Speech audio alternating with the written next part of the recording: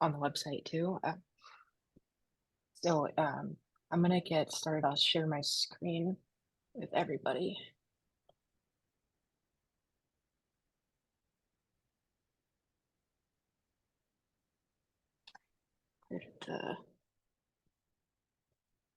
Oh, it's not giving me the option to. Oh, there it is. Okay, can everybody see those slides okay? All right, I'm gonna put them in presenter mode. Can everybody see the main presentation? Okay, perfect. So very briefly about myself, I have been very blessed to be able to work in multiple settings. I started my experience very early on as actually doing psychoeducational evaluations to help pave my way through grad school. So I did a lot of support for those basic teacher psychoed. Did a lot of Wyatt testing when I was younger, and my first master's is actually in neuroscience and education. So really kind of understanding how does learning develop in the brain? How do we understand all of these different cognitive areas like language and memory and executive function skills impact students, and how can we support those students across their entire learning trajectory? So from the very beginning in preschool all the way up through college. And I have had the incredible experience to work in elementary school, hospital settings, most recently before my current practice, I was actually at Child Mind Institute. So I've seen a lot of different supports. You're going to see all of that in this presentation too, of kind of how we think about children across the lifespan, and then how can we help children at home, at school, in the therapy room, in different settings. So I'm going to talk about a lot of different types of ways to support. And then if anybody has specific questions about how they can utilize these supports at home or in different settings, at the end, I'm happy to address any of those questions.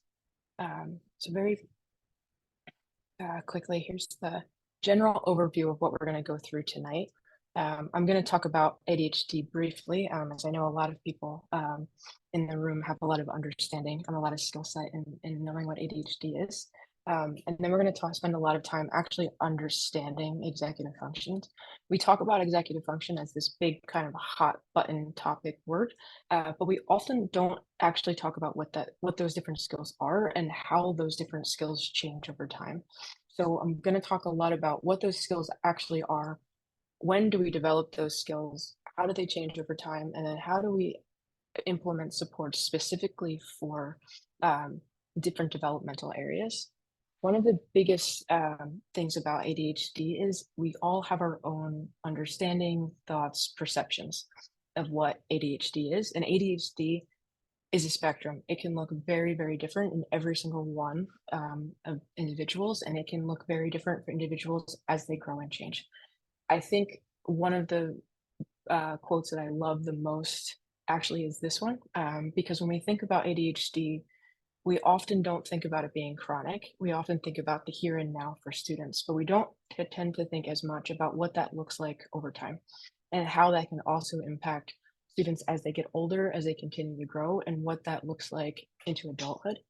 I think the other thing that I like about this quote in particular, in thinking about ADHD across the lifespan, is we want to think about when we're implementing structured supports, we're not just thinking about the now, we're thinking about how those structure, how those supports, how the things that we're doing are going to influence students as they grow, how those supports are going to help set them up for successful adulthood. So when I think about supports, even for the littlest ones at 2 years old, I'm thinking about what kind of supports are we putting in place to help make sure that the ADHD or the experiences that they're having aren't going to impact them as significantly later on. When we think about ADHD, there is a lot of research on ADHD. It is actually, these are just a couple big facts, but one of the ones that I like the most on here is it's actually one of the most researched areas in child and adolescent mental health. It's actually one of the most researched areas in general in child health. And we know more about the impact of medication in the ADHD world on the child brain than we know even about children's Tylenol. ADHD is an area that we're constantly researching, we're constantly looking at. And even despite all the research that we have in this area, there's major holes and gaps in that research, and we're going to talk through some of that tonight. Another important thing that I like to make sure that we highlight when we're thinking about ADHD is oftentimes we think about ADHD as a behavior disorder. Well, a lot of times we forget that ADHD is actually a brain-based biological disorder. And because of that, a good example of this is actually how insurance thinks about ADHD. When you call the insurance company and you ask them, do they cover a neuropsychological evaluation? A lot of insurance companies are confused because ADHD is both a medical code and a behavior code, and they don't know where it fits when they're trying to even figure out, is this evaluation medical or behavioral health? So we think about ADHD a lot because it's in the DSM as a behavior disorder, but actually, from an etiology standpoint, it's a brain-based biological disorder, and that's a really, really important factor when we're thinking about implementing supports for students. A lot of these facts actually may change. COVID has really changed the mental health world and the testing world in general. There's been more adults diagnosed in ADHD in the last couple of years than there ever has. So these statistics are from 2019. I think some of these will change a lot after the next census and NHI study. But one of the things that I think is really important out of these big picture facts when we think about prevalence rate in ADHD is that about 2/3 of children with ADHD symptoms will continue to experience symptoms into adulthood. And that's really, really important because when we think about those children experiencing symptoms into adulthood, when we're thinking about supports, we want to make sure that we're putting supports in place that are specifically targeting and encouraging brain development. So that way, even if they are experiencing the symptoms into adulthood, they have enough compensatory strategies and skills that those challenges become less of an issue and don't impact them as much in their career. Another statistic in this literature that I think is also really important is that one of the predictors of severity of ADHD is parent mental health and also comorbid behavior challenges. And what that means is that students that have ADHD whose parents are also struggling with anxiety, ADHD themselves, depression, all of those different things, all of those factors can influence the impact, the outcomes, the treatment for children with ADHD, even into adulthood. So one of the things that we want to make sure that we're thinking about is we know that ADHD is very genetic. We know that many students that have ADHD also have family members that have ADHD or different comorbid mental health challenges. Could be anxiety, could be depression. And we want to make sure at the family level, we're not just supporting students, we're also supporting the parents. When you have a child, no one hands you the handbook that says this is exactly how I raise each one of my children. And what we want to make sure is that when we're implementing supports, we're thinking about the whole family system and making sure that we're implementing supports for students, but we're also supporting family members as well. So these are a bunch of symptoms, I'm sure that I've missed many, that we often think about when we think about students with ADHD. Many of these students are really harsh words. The laziness one stands out to me a lot. I participate in quite a few 504 and IEP meetings every month for students, and I can't even explain how many times I see on students' report cards with students that are struggling with ADHD, comments like, could work harder, smart, but needs to try more, needs to put in more effort. It doesn't specifically say lazy, but when a student hears those words over and over and over again, it often translates to feeling like I'm lazy, I'm not doing enough. When we think about ADHD and we think about all of these different things, one of the biggest things that we want to think about in some of these negative stereotypes is really understanding how some of these stereotypes can also impact a student's experience of ADHD and then their experience as they get older. When we think about even words like space cadet, I actually added this one the other day because I had a teacher last week use that word. When we think about words like space cadet or being lazy or being behaviorally destructive, all of those things, all of those words that we're using often get traveled down to the students in different ways. So we want to make sure when we're thinking about the symptoms associated with ADHD, we're thinking beyond the behavior that we're seeing, and we're trying to really understand what is the factor that's impacting that. Why does it look like this student needs to try harder? Is it the student needs to try harder, or is it that the student doesn't have the right support to be able to try? So one of the things that I want to talk about tonight is talking through really understanding the problem, because a lot of times we think we understand, and it's not until we actually sit down and watch a student struggle that we actually see where the problems are. One of the things that when I have a lot of parents and I give a diagnosis of ADHD, the very first thing that they say to me is, well, my child can spend hours playing video games. They clearly can't have ADHD. Or my daughter spends hours on TikTok every night. There's no way she has ADHD. And what I really like when we look at the ADHD literature is actually Barclay's idea of ADHD. That ADHD has a terrible name. The idea that it is a deficit in attention with hyperactivity, that those terms can be really scary to hear about your child. That's actually not what ADHD is. What ADHD is a deficit in the brain's ability to regulate critical functions. That includes attention, but it also includes a lot of other things. Self-regulation skills like emotional regulation, executive function skills, different types of attention, even motor skills, processing speed. When we think about ADHD, it's like having a gas pedal in a race car or a go-kart when I talk about kids. It's the brain can release too much or not enough energy, and that can significantly impact how much we can focus, how much we can control our emotions, how much we can control how we're reacting or changing our behavior to different ideas. So when I think about ADHD, I don't think about it as a deficit. I actually think about it in the brain's struggle to regulate critical skills. When we think about ADHD in adulthood, some of the most successful CEOs, doctors, athletes talk about how their ADHD is actually an incredible strength. I think Simone Biles actually talked about this because that deficit in attention actually is a deficit in the brain's ability to regulate, meaning when I really like something, when my brain is creating dopamine, when I'm getting a positive feedback from this activity that I'm doing, my brain wants to keep doing it. And because of that, I can hyper focus. And that's one of the beautiful strengths that not all, but many students with ADHD have and experience is they can actually channel their energy into things that they really love for long periods of time. So I think an important piece of understanding of ADHD is really understanding it's a challenge in regulation as opposed to a deficit. And if we redefine it that way and we think about how do I learn how to regulate in a different way, we can have a student actually utilize that incredible strength to be able to focus for a really long time, to be really creative or the positive energy that comes from those challenges and put them into things and areas and help them find their strengths. I like this slide a lot because I think it really shows the scope of what we're talking about when we think about ADHD as a biological brain-based disorder. A lot of times when we think about ADHD and we think about the brain, the area that we hear about the most is the frontal lobe. That's that front part of the brain. That's the part of the brain that we hear about a lot. That's what we hear is this is our personality. This is the part of my brain that helps me plan. This is that part of my brain that helps me decide how I'm going to change my behavior in different settings. All of that is true.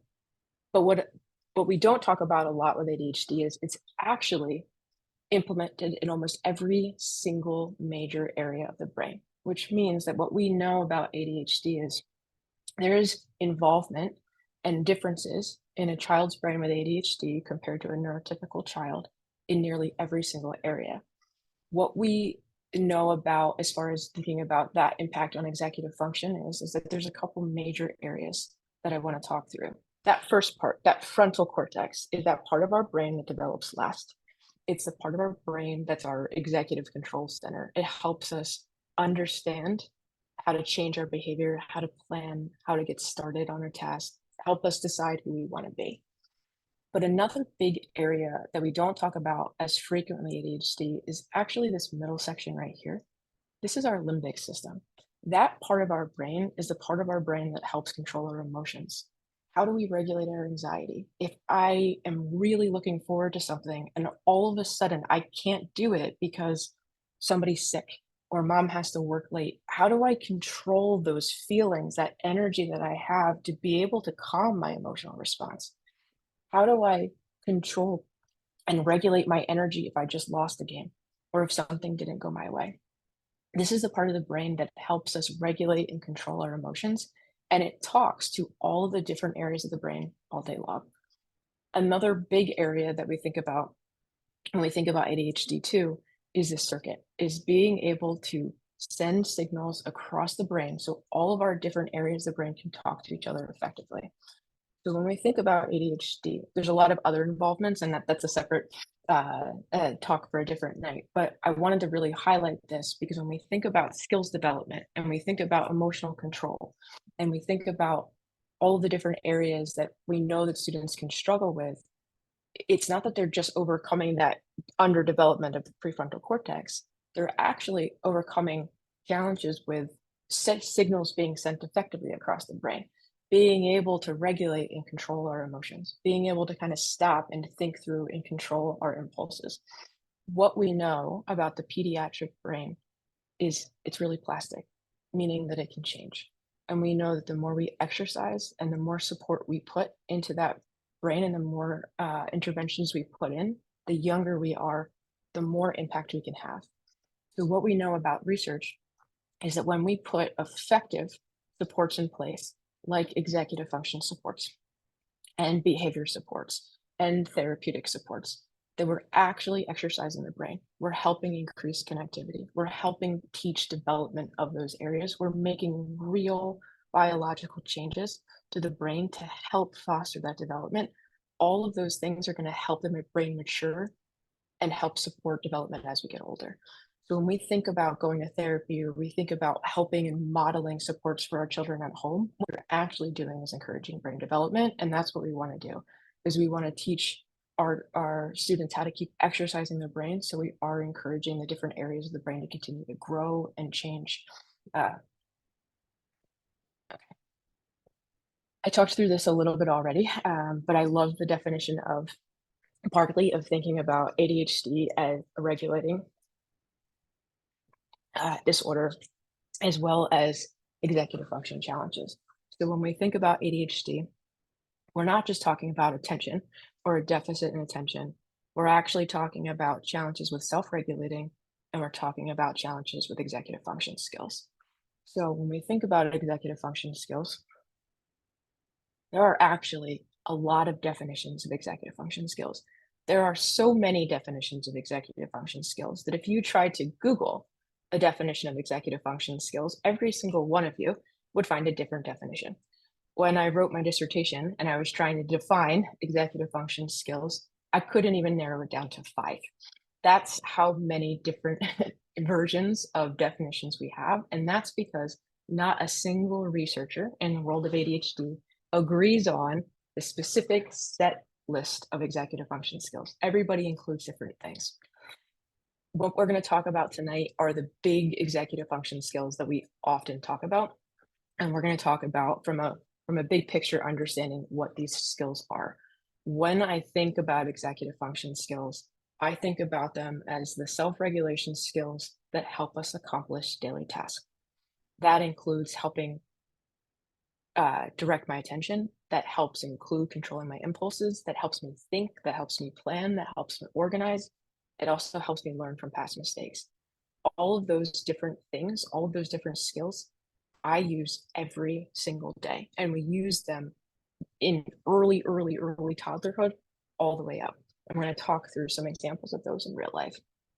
So when we think about executive function skills, these are the big ones that I think about.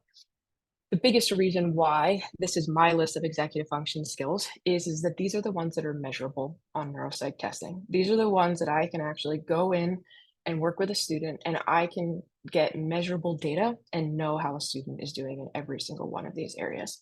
So if you look up the executive function skills, you'll see very similar ones to these. And there are others and very similar names. But for me, I like to be able to talk through how do I actually measure them? How do I see progress? So that's how we're going to talk about them tonight.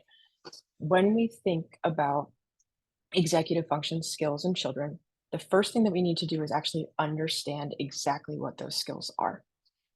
So when we think about inhibition and we're thinking about what does that actually mean? How am I describing that to a student? What is inhibition look like for a preschooler versus an adult? Is we're thinking about the ability for the brain's We're thinking about the ability for the brain to be able to stop and fight an urge to act.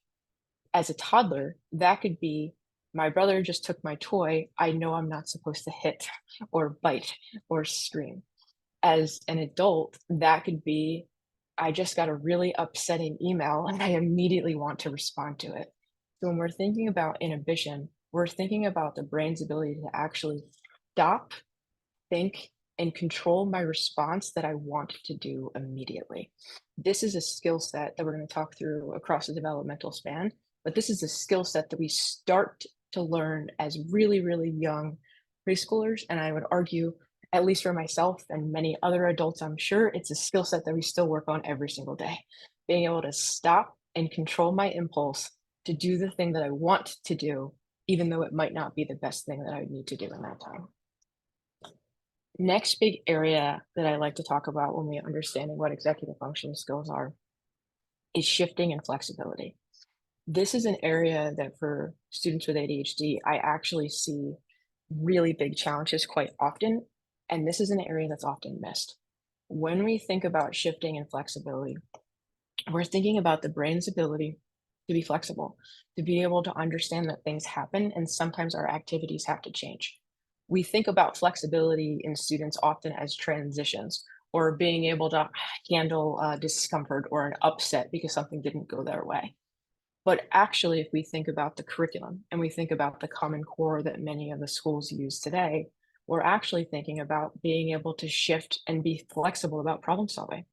In sixth grade, they learn how to solve the exact same problem multiple ways because Common Core is encouraging students to be flexible thinkers.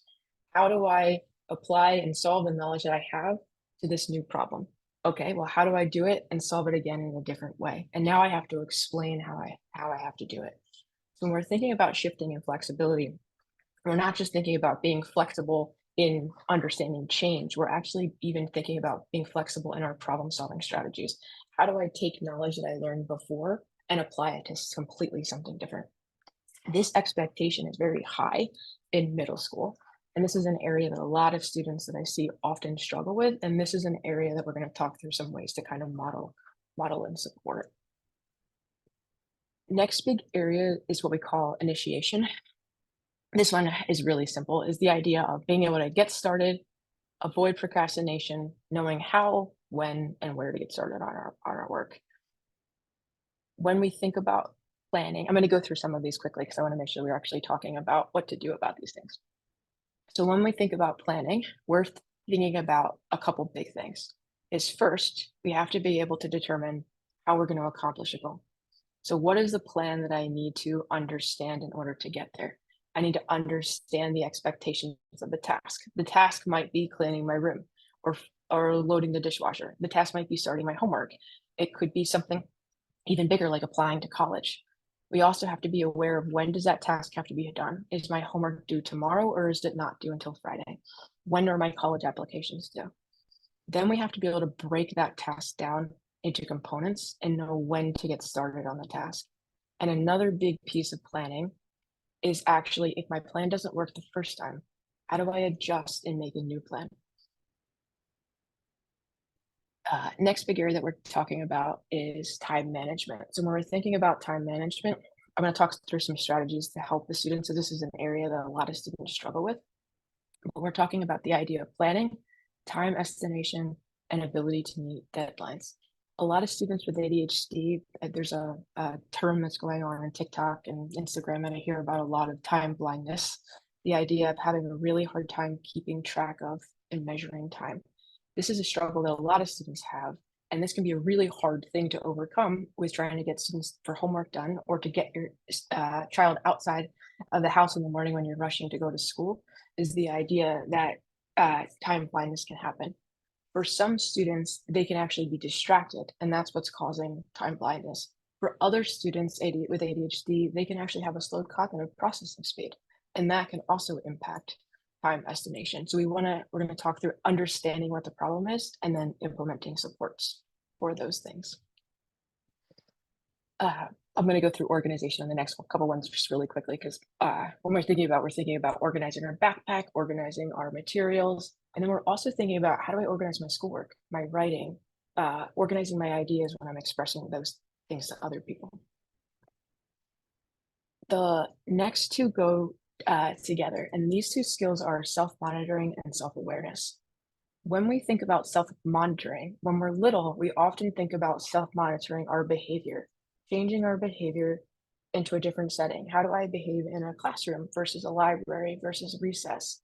But with students, especially as we get into middle school, high school, college, and then adults and work, is actually it's self-monitoring our work, being able to be aware and check mistakes, seeing the mistakes that we might be making on paper, being aware of how our actions or things that we're doing are impacting all other people. So when we think about self-monitoring, it's actually a really big topic that can influence anything from impacting my behavior to other people to how do I stop making silly mistakes on assignments.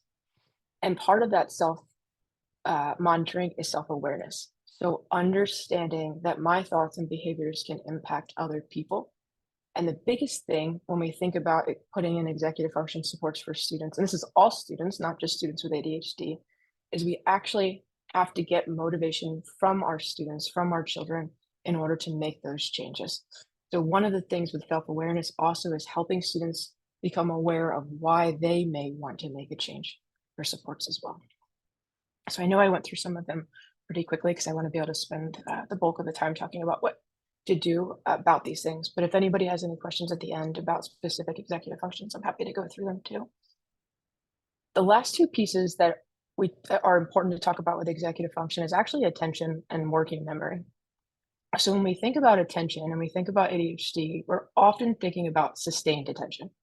That's that idea of space cadet, being distracted, zoning out, having a hard time focusing. Teacher needs to prompt you all the time. Mom just gave you a direction and you completely missed it. But what we don't think about as much is divided and shifting attention. There are a lot of students that their sustained attention actually is okay, but they can struggle with the more complex part of attention, and that's what we call divided and shifting. I don't know if anybody's had this experience. I'm sure people that do drive have had this experience before of driving for a distance and then recognizing after however many miles that you had no idea that you were just driving because you were so distracted by whatever that you were thinking, you completely forgot that you were driving. It can be a really scary phenomenon if you've ever experienced this, and that's because you're thinking, how was I just operating a car when I wasn't paying attention? And the reason for that is you actually were paying attention. We have two different kinds of attention. We have a forefront present attention and we have a secondary background attention. Driving is a really passive task. It doesn't take a lot of energy. It's like riding a bike. When we're driving and we start thinking about what's happening, is our passive attention is still paying attention. We just don't even realize it. Our energy, our immediate thought process is being consumed by what we're thinking about. But what happens if the person in front of you slams the brakes? Hopefully, for most people, they do see it. All of a sudden, your brain switches its attention. What's in the forefront goes into the back and vice versa.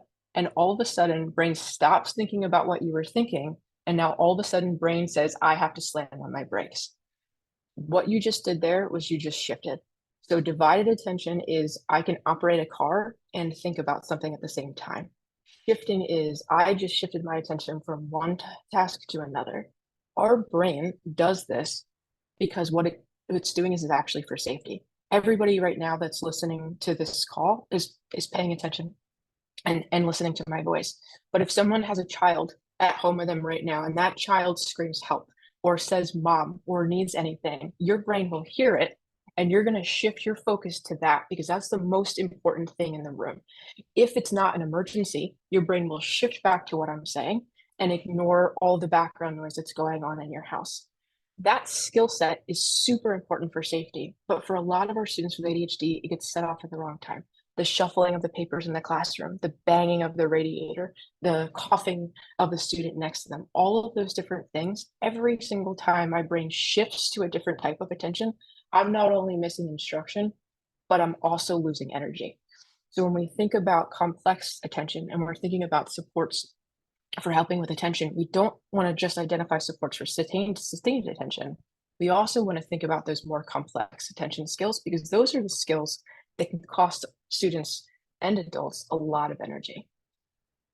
The last piece of what we're thinking about those critical executive function skills is working memory. Working memory is actually a separate skill, but it gets lumped in really beautifully with executive function, because in order to use your executive functions, you have to use your working memory. What our working memory is it's our mental sketch pad. It's the ability where we can actively hold information in our mind, but instead of just holding it like we do in our short-term memory, we're thinking about it, we're processing it, we're using it in some way that we can remember it for later on. When we think about working memory, this is the skill that's critical to learning. Teachers teaching in the classroom, every single student hears the exact same lecture. But if you ask every single student after the lecture what they got out of it, they will have a slightly different interpretation of what the teacher said. That's because they're taking the information, they're thinking about it in their own schema. That skill is really important for learning. That skill is also really important when we're thinking about putting executive function supports in for our students. How much information can they hold in their mind? What kind of skills are they using to manipulate it? And how are they using that information and thinking about it in a way to help move it so they remember it for later on? Okay. When we think about executive function skills, the biggest thing to remember is these skills develop over time. I really love this slide because it really shows that it's not a steep slope like we think about for learning. Actually, a huge portion of brain development happens from 0 to 5. From 0 to 5, brain is doing a couple really important things. It's learning language. It's learning those big gross motor skills to be able to crawl and then walk and run. It's learning social skills. How do we interact with other people? And the other thing is it's learning how to behave. How do we change and modulate our behavior for other people? Executive function skills start to develop from 0 to 2, and we have this really huge, beautiful burst of skills from 3 to 5. Because of that, that's a critical time of thinking about putting supports in place. So if anybody here works with very young children or has very young children at home, there's actually a lot of supports that you can do as young as 2 years old, for some kids even younger than that, to help support some of these big areas. Then when we think about executive function skills, they kind of grow and label off, and then grow and then label off. And by the time we get to adulthood, the goal is from somewhere in our mid to late 20s, those executive skills are laid down, and we keep those executive function skills over time. So what we want to do when we're thinking about supports is really understanding by age level of what the skills are, how do they look like, so we can set expectations to put supports into place. A really important thing when we think about executive function skills is we have to understand the development of those skills for each child. So when we think about learning to control impulses, paying attention, retaining information, those things don't happen naturally for children. For young children, we actually, who have problems with these skills, will not necessarily outgrow them. What that means is I can't explain how many times I'm in 504 meetings for kids with ADHD at the middle school level, and teachers will often say, well, I expect this behavior of a middle school boy. Oh, I expect this. This is just normal behavior of a boy. And when we think about that a lot, what we do is we label behaviors as expected behaviors, expected challenges with ADHD, expected challenges with executive functions areas. And because of that, we just expect that they're going to come online as we mature. But what we know from research is that's actually not necessarily true. Executive function skills, like other skills, aren't just learned. They have to be explicitly taught. We're not born with them. These are skills that we have to gain over time. So a really, really important part of learning attention, learning to control our impulses, learning executive function skills is actually to be explicitly taught them from other people in a way that's accessible to all of us. One of the big things when we think about executive function skills too, is that we have to have the opportunity to practice. We have to have the opportunity to engage in those skills. And those skills we have to be able to experience and see and modeled in all different settings. What we know is that children that don't get these skills modeled at home or at school or in all different settings, or who have different stressors at home or at school, tend to have bigger struggles with these skills over time. When we think about executive function skills development, I like this slide because it just breaks the the skills down by age, is one of the biggest things that we need to do when we put in targeted support is put the targeted support in by age, and more importantly, understand what is the expectation of the brain's ability and development at that time. What am I really expecting that a child can do, and how do I model that behavior? So when we think about teaching our children, our patients, our students with executive function skills, the number one factor of whether or not students developed executive function skills was scaffolding, is actually having those skills explicitly taught, broken down, practiced, and modeled. The second factor of learning executive function skills was actually parent involvement. So what we know, excuse me, what we know about executive functioning is that when students with ADHD have parents at home that help scaffold, help imitate, help model play, those students tend to develop those skills faster and have better outcomes overall. From 0 to 5, most of our executive function skills are learned at home. Parent support and parent involvement, parent training at this point in time is a critical factor because this is the time where the brain is really laying down and understanding how do I think and behave and modulate my behavior. Once we get to kindergarten, we spend a significant portion of our day at school. So all of a sudden, the role of teaching executive function skills doesn't just fall on the parents anymore, it also falls on the teachers. So 0 to 5, parent involvement, really, really important. 5 to 18 and beyond, parent family involvement, and then also education involvement at school. Okay, we're going to go back to this slide in a couple of minutes when I start talking through support. But one of the biggest things when we think about working with students with ADHD is a lot of students have challenges with organization, losing things, keeping track of belongings. I grew up in a house where my mom said quite frequently, "Is it really that hard to clean your room?" And I can't express how many times I hear this from parents of just their general frustration of, why can't you just organize your backpack? Why can't you remember to bring your shoes home? How do you even lose your shoes? How do you come home without your shoes? These are concerns that I hear a lot from parents. What we don't think about a lot of times as adult is how much executive function skills and planning and organizing actually has to go into being able to clean your room. So when we think about a room like this, what we actually want to do, and I'm going to go through that in a couple of minutes, is actually be able to think through and model all of the different skill sets that's actually needed to be able to do this. A good example of this is last year I was in Mexico for one of my friend's weddings, and I was really excited. I love churros, and I wanted to go around Mexico City and try as much as food as possible. I walked into a churro store, which was supposed to be the best churro in Mexico City, according to Yelp. And when I went in there, I was with a group of my friends, and I ordered one churro. And they're very small. They're not like the giant churros that we often think about. They're quite small. And everybody was making fun of me that I would order one churro. They didn't even have the option of ordering one churro. I just asked if I could order one.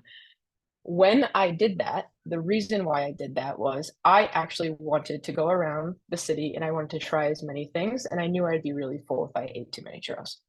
What I did in that moment was I had to use a lot of self-control and self-regulation skills, a lot of executive function skills, because I actually really love churros. When we think about the same thing of controlling our diet or deciding that we want to honor a New Year's resolution, what you're doing as adults is you're actually using nearly every single executive function skill that I just went over. So if we break the idea of just being able to control my churro, in that moment, I'm using self-awareness skills because in that moment, I'm in a situation where I know that everybody's looking at me. I know that it's a silly ask. I know it's not even an option on the menu, but I understand and know how that's impacting me. The inhibition is my ability to control how much I want that task. My executive attention is being able to ignore the incredible smells of that task and focus on long-term goal of being able to eat as much as I want to. When I'm thinking about how do I bring my working memory into this, this is actually in my mind, I'm saying to myself, if I eat too many of these things, I'm going to be really full and I'm not going to be able to finish the rest of the food tour. What I'm actually doing in my mind is I'm holding that idea in my short-term memory to help me make a plan, to help me problem solve. And then the biggest thing is, why am I making this really hard decision and getting made fun of? It's because I'm motivated to be able to eat more food. So it's a very silly example, but the big thing that I like about this example is we often, as adults, are trying to uh, change our diet, increase our exercise, do different things at work. And every single time you make an active decision to do a challenging behavior, change my diet, exercise every single day, change something at work. When you're doing that, you're actually using every single one of these executive function skills and more. When we think about that same idea, that's exactly what students are doing every single day.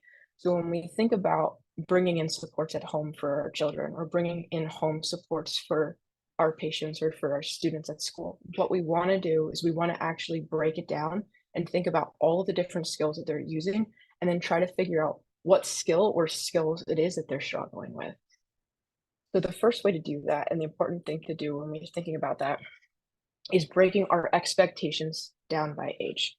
So when we're thinking about toddlers, we're thinking about 0 to 2. For most kids, we're talking 1 to 2 years old. At that point in time, when we're thinking about our executive function skills development and what kind of supports and strategies that we're using at home, what we're thinking about are basic things like simple 1 and 2 step directions, using imitation, and assisting in daily activities. So a 0 to 2-year-old, what they're learning how to do is, at this point in time, they do really well with 1 and 2 very simple step directions. Their brain is learning how to keep track of. They're using their working memory to hold the direction. They're making a plan to actually be able to use that direction. When they're doing things like assisting in self-care activities, what that is they're learning how to wash their hands for the first time. They're learning how, if they're in the area and they're early or right or at the beginning of potty training, they're learning how to use the potty. They're learning how to do simple things like put my toy away after I'm done with it, or being able to follow mom around in the kitchen. When we're thinking about executive function skills at this point in time, we're talking about the very early skills. And one of the best ways to actually intervene and start modeling the skills at this age is remembering that kids from 0 to 2 are master imitators. At this point in time, everything that they're doing is they're looking at you for guidance. They want to repeat what you say, they want to do what you do, they want to be just like you. So if you start intervening at this age and you start modeling and showing expectations and how do I actually use these skills at this age, you're already setting them up for learning these critical skills in that big period. As they get to preschool, the expectations actually increase really quickly of their executive function skills. Now, all of a sudden, they have to go to school. They have to stay in this scary place. They have to know how to behave when the fire alarm goes off or when the really loud blow dryer goes off. They have to be able to interact with other kids and not get upset or overwhelmed. And on top of it, they're learning how to do things like put my stuff away in my cubby when I get to preschool or put my shoes on the mat when I get home. So when we're thinking about breaking down skills and modeling skills and putting supports into place for preschool, what we want to do is we want to remember the preschoolers tend to be very black and white in their thinking. They're very rule bound and they do really, really well with structure. This is the time where using visual guides and visual aids, having a checklist of things that they have to do at home. As soon as I come home, I put my shoes in the cubby and I check it off, or I put a smiley face, or I put a sticker. Using simple visual aids like that and showing them the expectations, what you're doing is you're teaching them a set of rules and structures. That behavior, as simple as every time I come in the house, I put my shoes away, I get a check. You're setting them up for the expectation that's going to happen when they go to kindergarten and they have to put their book bag in the cubby. So just by modeling that behavior at home right now, you're helping develop that strategy as they get older.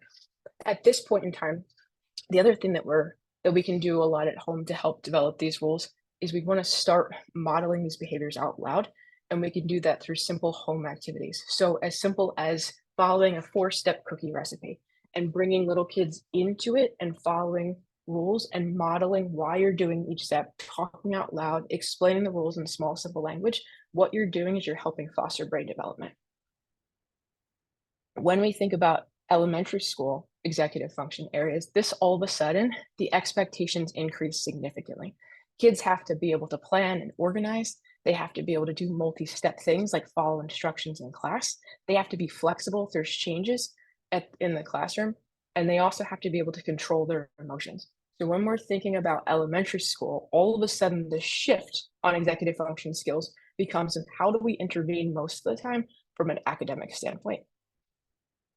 When we get to middle school, that shift increases significantly. A lot of elementary school teachers are really flexible. They provide a lot of support in the classroom for students. They'll write the homework on the board, on the smart board, and it'll also be online.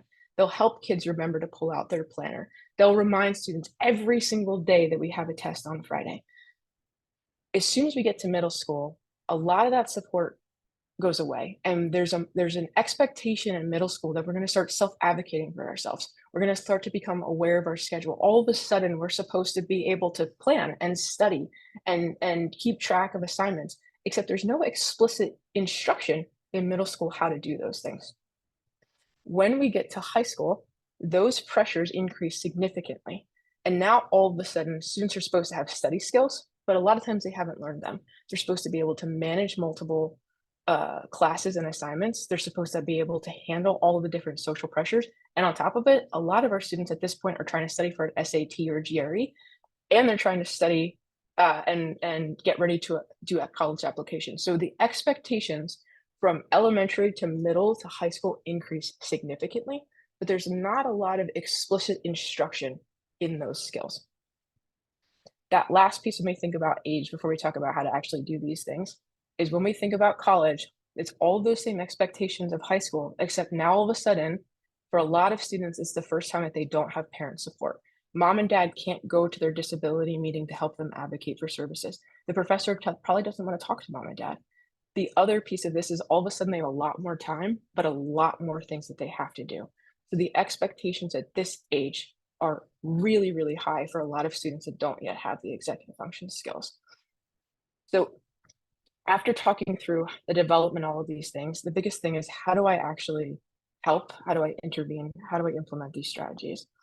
The biggest thing about executive function skills when we talk about teaching them goes back to that example I talked about in the beginning, is explicit instruction and scaffolding. One of the first things that you can do is something called modeling, and you can do this as young as 0 all the way up through college, even when your children become adults. And what that is to learn to think out loud. When you're doing a recipe, when you open up a box of pasta and you pour it in the water, you're not talking out loud of how you're doing those things. You're just naturally doing those things. What we want to do for kids as young as 1 and 2 years old and all the way up through high school is we actually want to model how and why we're thinking about solving a problem. So an easy way to do this with little guys is actually cooking. I'm going to open up the box of pasta first, and I'm going to dump it into the pot. It seems silly to talk about, but what you're doing is you're modeling and you're explaining a behavior. I'm going to put my shoes when I get inside over here because my shoes are dirty from being outside in the street, or because I want to be able to find my shoes when I get inside. So being able to model, tell, show, tell. Tell what I'm doing, show what I'm doing, tell again. I'm going to put my shoes by the door so I remember them for later.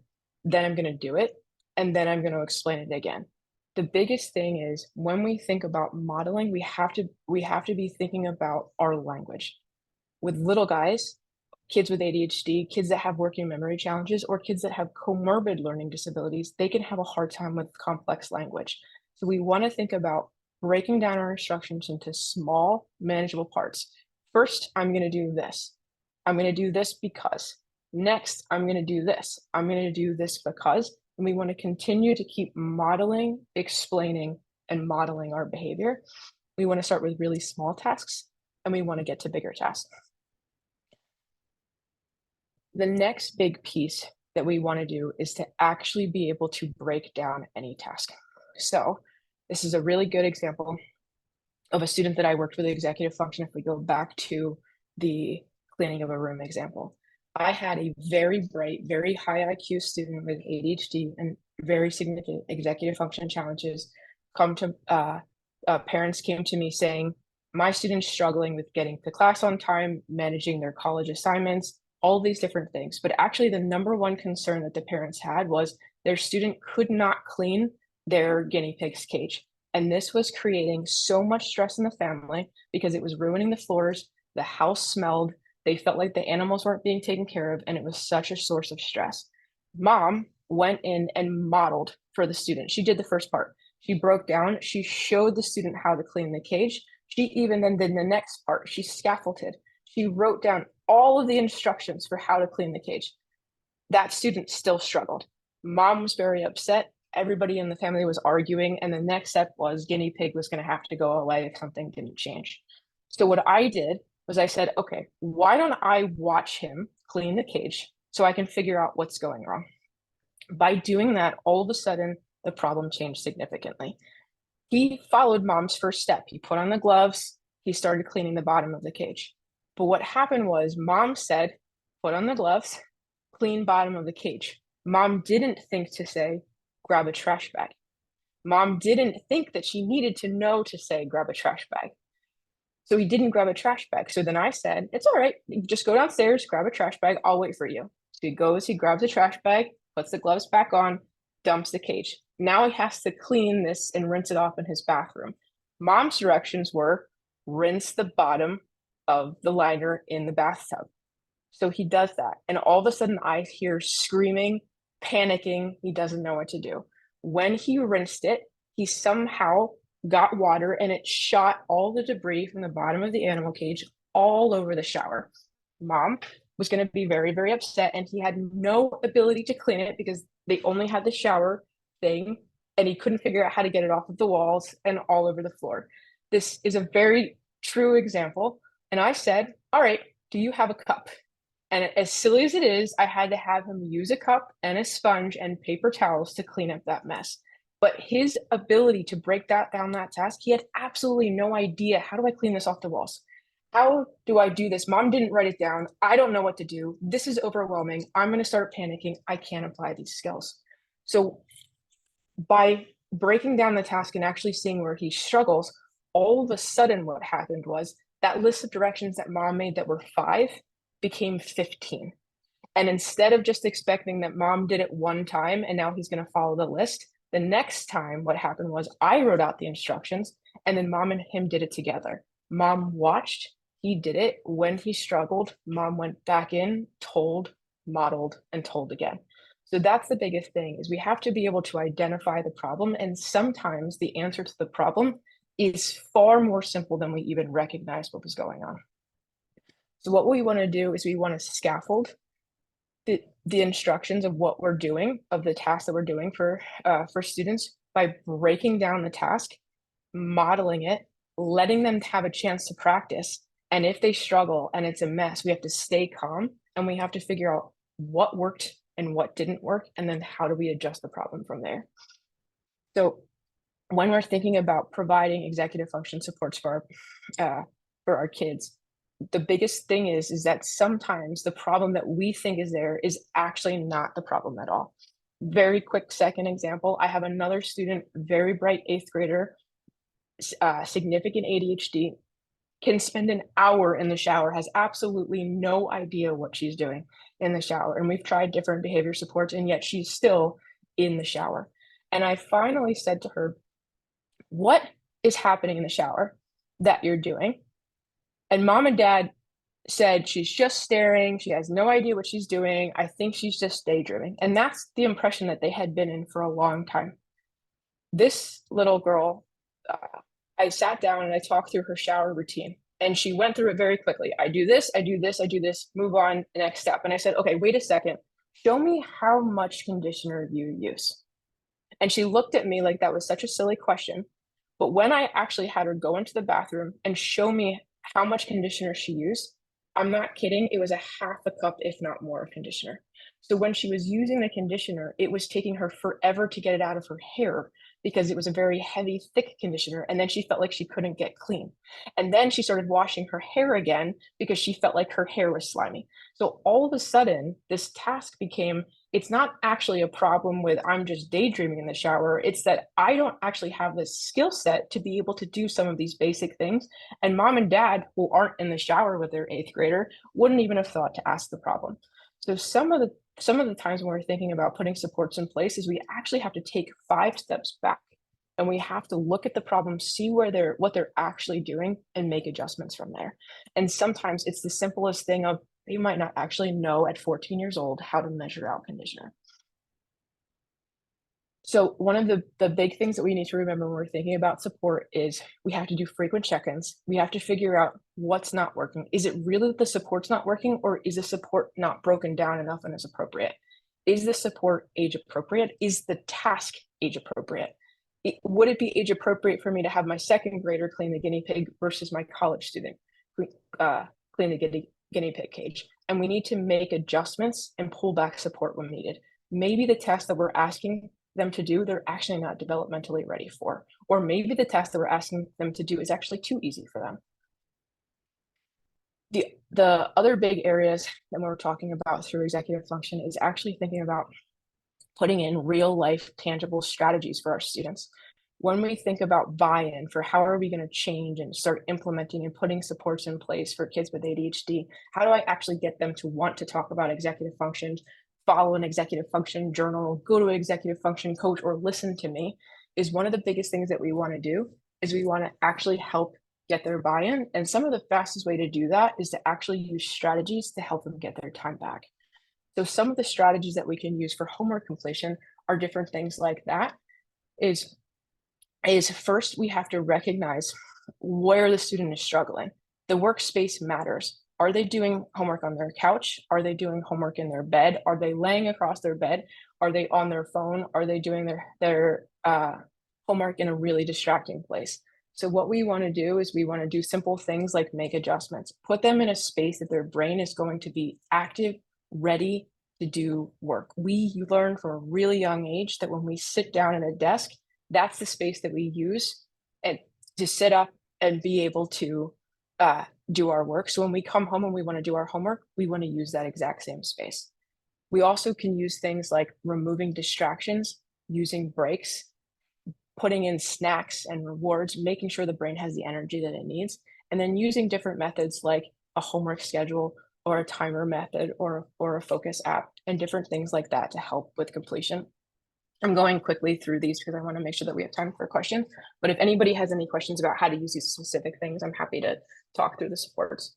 When we think about strategies for kids with ADHD for reading, a big thing that I hear a lot for kids with ADHD is actually that they don't like to read.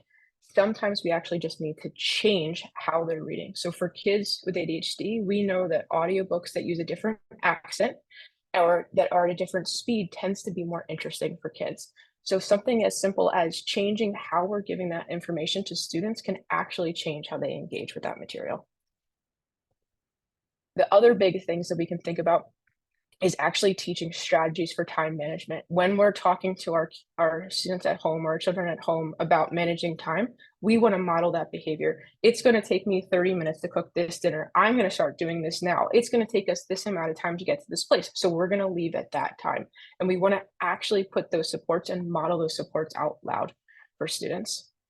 The other big areas that we can put in and we can intervene in really quickly for students is doing things like teaching them how to use strategies such as checking our tests. A lot of teachers will say, well, they're not using their time effectively. They don't need extra time.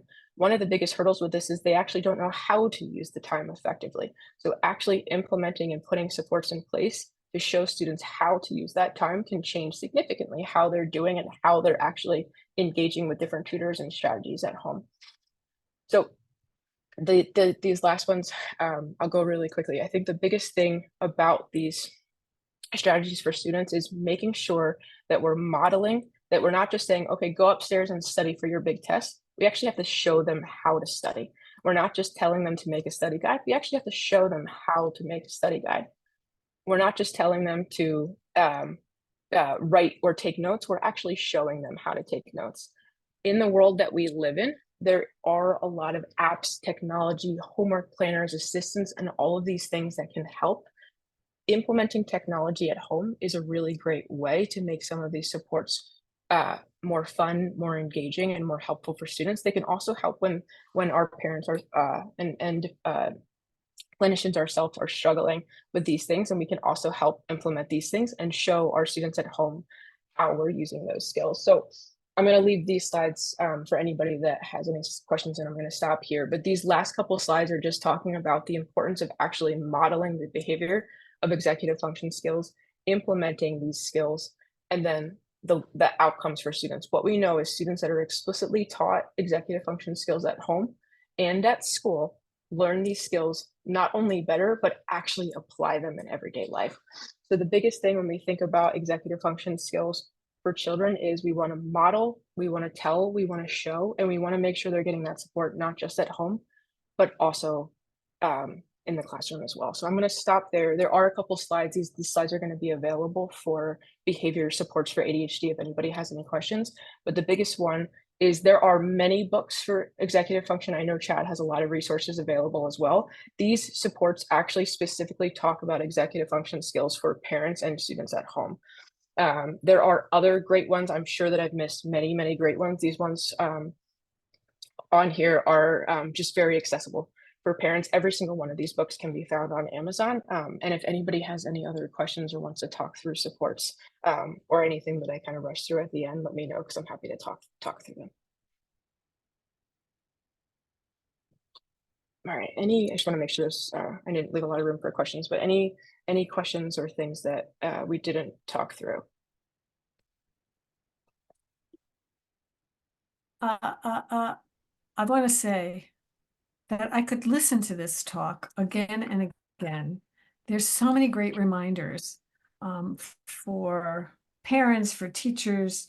I work with adults, for my work with adults, as well as, to put the developmental perspective in there. So I don't know that I have a specific question. Maybe somebody else does, maybe about their own kids. I love the way that you organize it. I love the way you explain things. If I'll put my email in here for everybody too. If anybody has any specific questions that they don't have time to ask or don't feel comfortable asking, I'm happy to answer any questions too as well. I have a quick question. So I have a question. Of course. What does that mean? Oh, how are there any programs available that you know of that work with parents when they have the young kids under the age of 5? If you have a child under the age of 5, are there any programs where people can come into the home and sort of help the family sort of evaluate whether or not they're set up for, success? So there's actually a couple of different things that you could do. There are some psychologists that specialize in a couple different supports. One of them is called parent-child interactive therapy. It's a very common therapy that's used for students with ADHD and little kids that have anxiety, different behavior challenges, all kinds of things. That doesn't necessarily answer your specific question, but the thing that you could do is actually a psychologist that's trained in PCIT, so parent-child interaction therapy. During COVID, there was a huge push of being able to make that resource available to families at home. And they would actually go and Zoom into the family's home and watch how parents were interacting with their children. Because of that, a lot of psychologists that work with really young kids have actually started offering parent supports within the family home, and they'll actually watch you interact. So it could be done both in person, but it also could actually be done on Zoom where you're watching parents. So any psychologist, social worker, any mental health therapist that works with really young children that does PCIT or parent training, a lot of times can actually do that support specifically. The other big thing that we forget, that we think about when we're thinking about little kids, is that actually parent training, where you work with a psychologist directly, that they show you how to model, and then you take that home with you, is actually really effective. Because At that age, you're essentially their brain, their prefrontal cortex, you're essentially their therapist. So actually learning those skills from of a really great trained provider, an executive function skills coach, therapist, social worker, it doesn't matter. That provider can actually work with you directly, and then you can bring those skills at home. So you could have someone that comes into home, you could have someone that models the skills in a Zoom, or you could actually work directly with someone in a therapy session and then bring those skills from home too. There are some places in the area that are close to Jersey. Child Mind Institute does parent-child interactive therapy and has a lot of support for that too. Our practice does as well, but there's also a lot of great big practices in New Jersey. So you're just looking for anybody that specializes in little guys, parent-child interactive therapy, different supports. Thank you. So Monica asks, what happens when the developmental or behavioral health specialist recommends an IEP for youth diagnosed with ADHD, but the school mentions the current 504 plan is enough and there's no need for an IEP? This is the biggest hurdle that I have. So knowledge is power. Neuropsychological evaluations can be very expensive and I know are limiting for some families. If you are able and have not been able to get a neuropsychological evaluation, that evaluation is actually really helpful for two reasons. One, you get an entire learning profile and you get a formalized piece of paper that has diagnosis, real life data that shows why the student needs change. But also, if you work with a neuropsychologist, that neuropsychologist should go to that meeting and advocate for you. So a huge part of my job is I actually go to 504 and IEP meetings and I advocate why that student needs that support. The other piece that you want to do as a parent is document. If you have a neuropsych, but they still said no, or you can't afford a neuropsych, or you don't need a neuropsych at that time, you still want to document.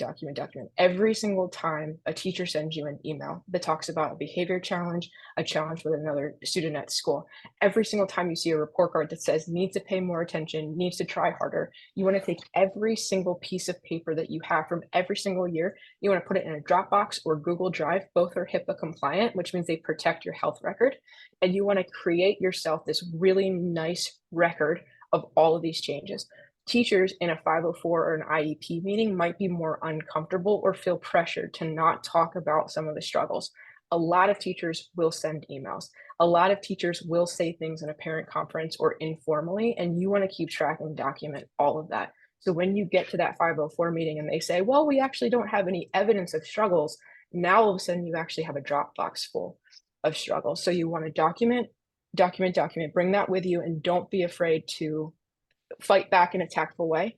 Bring neuropsychologists or a psychologist with you to advocate for your services. And if that's still not enough, there's some pretty incredible parent advocates that you can actually bring to the meeting with you that will also help you fight for services and can work really well. And there's parent advocates that work with lawyers. They can be more expensive, but there are actually incredible parent advocates that were parents themselves in the special education system and have now become advocates for parents with children with different needs. So somebody, Desiree has her hand raised. Desiree, I don't know if I said your name right, but Yes, it's Desiree. Thank you. Good night, everyone.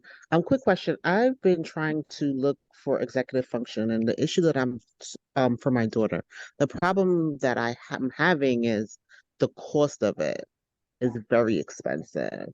And I feel like it's just doing us a disservice to get these skills trained. Like I would like it under insurance. They're not covering it under insurance and they're charging like $500 a session. And I'm just like, I don't understand how we're going to be able to sometimes support some of these things. So I don't know Yep. if you can give some helpful resources in that avenue, because I've been like, because I wanted to do it throughout the summer to see how it works through school, and I haven't really gotten that. Yep. So there's actually a couple things. Yep. So there's a couple things that you can do is if your insurance has reimbursement or out-of-network reimbursement for therapy, meaning that they'll pay for cognitive behavior therapy, most of the time they will actually pay for executive function support and not know it.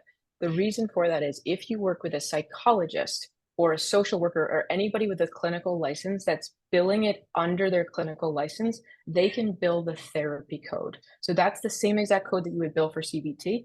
It's a code that's not, it's 90834. That's a 45-minute therapy session.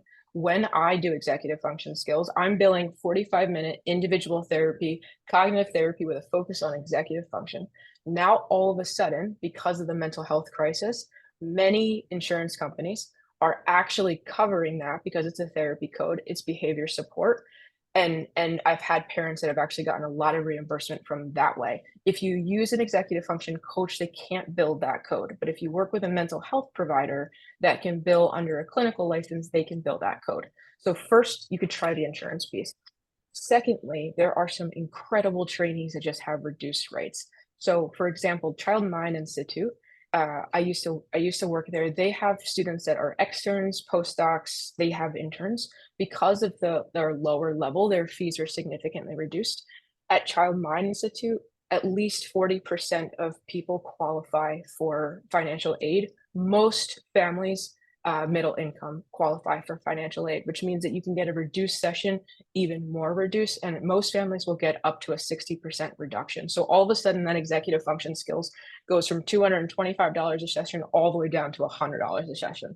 Sometimes if you work with a student and you get financial aid, and executive function support for many students can actually be done online. So even if Child Mind Institute is too far, you could actually do it on Zoom. So you could work with a center like Child Mind Institute that does reduced fees. That's a second way. The third way, very briefly, is if you work with a really skilled executive function coach that can give parent support. A lot of times you can learn sessions, do less sessions, and you bring those skills at home to your child. So you work with a coach, you do one session, you learn a bunch of skills. Now I'm going to go home, I'm going to try those skills, and I'm going to come back in a month. And I'm going to go through what worked and didn't work, and I'm going to make adjustments, or I'm going to meet bi-weekly. So I have a lot of families that either their students won't engage with a treatment or they can't afford treatment. So what they do is they'll do a parenting session and then they apply those skills at home. The other piece is knowledge is power. So a couple of those books that I'm going to post, things like Your Child's Going to Be Okay, or the Smart But Scattered series by Peg Dawson. That series is phenomenal because they actually train parents how to be executive function coaches at home. So those resources are also really valuable because they can help give you a lot of literature and a lot of in-person support at home. And then you could, if you wanted to, you learn a bunch of those skills and then you take those skills to an executive function coach and do a couple sessions and try to bring those skills at home too. Brittney, I'm Thank sorry you. to interrupt, but I Yep. just wanted to mention that at the Child Mind Institute, they have the Healthy Brain Network, and they're doing neuropsychs for free. Again, it's graduate students, I believe, so it's not people who have been there for a long time, but I got my sons there and it was a very thorough report, so it gave me what I needed for getting services. So it's the Healthy Brain Network. Yep, the Healthy Brain Network is actually amazing. Thank you for bringing that up. And I'll also say very briefly, Child Mind Institute also does reduced fee evaluations. And because of the mental health crisis, many insurance companies, even if you don't have out of network, you can get something called a one-time gap exception. If your pediatrician recommends a neuropsychological evaluation for diagnostic clarity, a lot of families, actually more than 60% of my families, get their at least 80% of the neuropsych covered. So there's a lot of information that isn't known about how to get the support. If anybody has any questions about how that works, let me know, because I'm happy to have a conversation about that another day too, because there's a lot more that you can do with insurance than you could pre-COVID. I would like that information, so Yeah. I'll reach out to you. Absolutely. So it's 9:23. We usually stop at 9:15. And it sounds, Brittney, like you're going to provide a lot of resources on your slides, and people can access the slides by going on to bergencountychad.com. There will be a recording of this, the slides, as well as all the previous speakers that we've had since we've been recording them. So we're going to have to stop, but thank you so very much. This was amazing. Yes, we're all applauding for you. Yep, I was reading the questions real quick. Somebody had asked for me to put the resources in the chat. I'm going to do that really quick before we jump off. And then there's a question about special education advocates and attorneys. I do actually work with quite a few, and I'm sure there's other members in the room that also do as well. If anybody wants any supports for attorneys or education advocates, again, please feel free to send me an email, and I can send you some resources as well. Can you tell us or put in the chat what your email address is so people know how to? Yep, I did, and I can do it again to make sure it's up. My email address is actually my first initial of my first name and my last name at cbc-psychology.com. And if you can't find it or lose my email address, if you go onto our website, it's just cognitive and behavior therapy. You're going to find my profile right there, and there's contact information on that website as well. That's great. Thank you. So, wow. Thank you all for coming. And I hope that this was as great a learning experience for you as it was for me.